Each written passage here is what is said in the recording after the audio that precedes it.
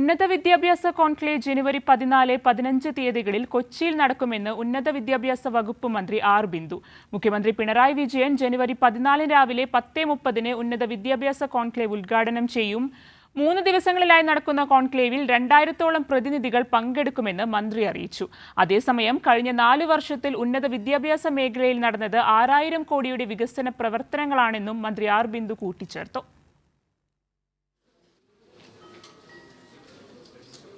സർക്കാർ ഉന്നത വിദ്യാഭ്യാസ വകുപ്പ്, Kerala state higher education council എന്നിവ ചേർന്ന് ജനുവരി 14-15 തീയതികളിൽ Cochin university of science and ടെക്നോളജിയിൽ വെച്ചാണ് ഉന്നത വിദ്യാഭ്യാസ കോൺക്ലേവ് ഒരുക്കുന്നത്.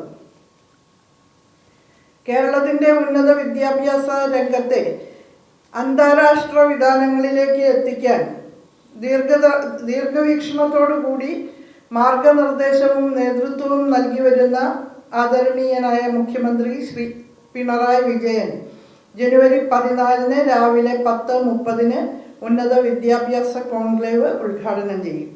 ഉന്നത വിദ്യാഭ്യാസ സാമൂഹ്യനീതി വകുപ്പ് മന്ത്രി അധ്യക്ഷത വഹിക്കും. ഗവേഷണ മികവ് വളർത്തൽ, അന്താരാഷ്ട്ര വിദ്യാർത്ഥികളെ ആകർഷിക്കാൻ നവീന മാർഗങ്ങൾ ആവിഷ്കരിക്കൽ, ആഗോള ഉന്നത വിദ്യാഭ്യാസ ഹബ്ബായി മാറുന്നതിന് സംസ്ഥാന തലത്തിൽ സ്വീകരിക്കേണ്ട നടപടികൾ എന്നിവയെക്കുറിച്ച് യോഗം വിശദമായി ചർച്ച ചെയ്യും. കേരളത്തെ ഉന്നത വിദ്യാഭ്യാസ മേഖലയുടെ ഒരു ആഗോള ഹബ്ബാക്കി മാറ്റും എന്നുള്ളതാണ് നമ്മുടെ പ്രഖ്യാപനം. ഇതിൻ്റെ ഭാഗമായിട്ട് നമ്മുടെ എല്ലാ സർവകലാശാലകളെയും കലാലയങ്ങളെയും അന്തർദേശീയ നിലവാരത്തിലേക്ക് ഉയർത്തുന്നതിനുള്ള ശ്രമമാണ് നാം നടത്തുന്നത്.